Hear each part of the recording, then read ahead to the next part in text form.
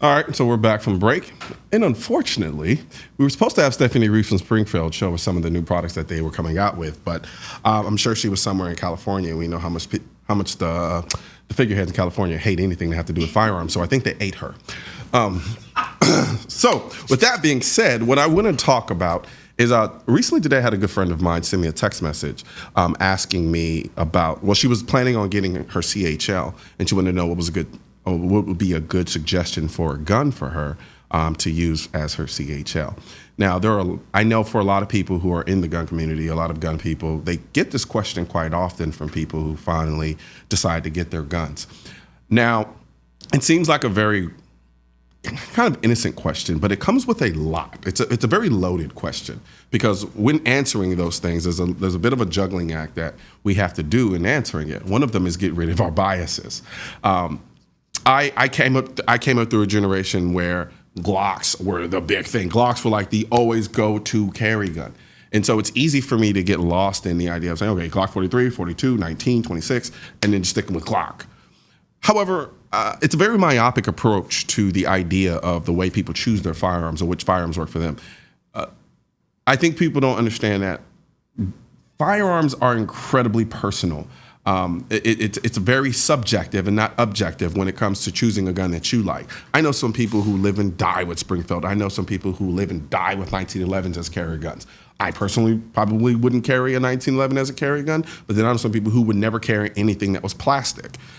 And so with that being said, there's always going to be a comfort level attributable to what gun people decide to do. So what I usually tell people who ask me what should their first gun be is, one, of course, the context. Where do you plan on using this gun? Is this a gun for the house? Is it a gun that you plan on carrying? Is it a gun that you plan on keeping in your car? Is it a self-defense gun? Is it a gun you just want to go to the range with and shoot? Once I understand the context, and generally speaking, what I tend to tell people, especially when we talk about concealed carry and the gun that you want to carry, that's a very personal investment because it's going to be the thing that's going to be with you majority of the time and the thing that you're going to have to use in the event that you have to save your life with it. And you want to feel comfortable with it. Carrying a gun is very much about confidence as much as it is about proficiency.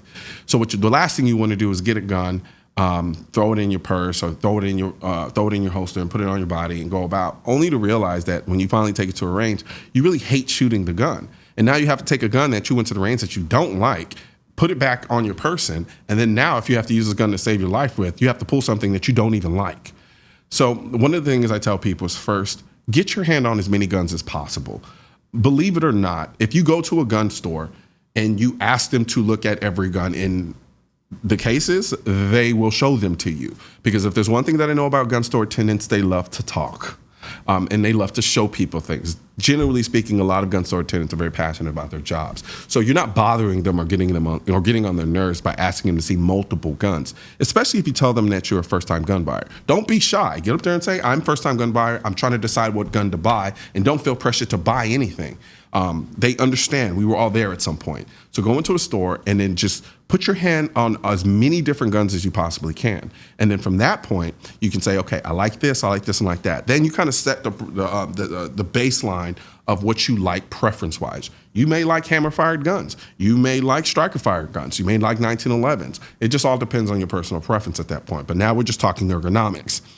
Once you've determined what gun it is that you like, then find a range that has that gun that you can rent to actually shoot.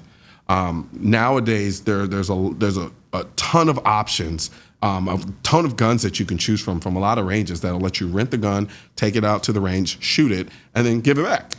Very, very low investment for something that's incredibly invaluable, because though it may feel good in your hand now, when you shoot, the gun's character completely changes. So get out there to the range and try to rent a gun and find a gun that you like based on the gun that you liked at the gun store.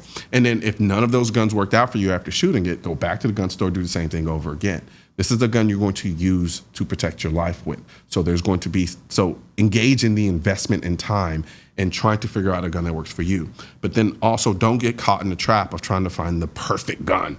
There is no perfect gun. It's just going to be the gun that you like the most at that moment, because your taste will change, especially as you start to learn more. So understand that it's a journey, and then engage in that process as actively as you possibly can.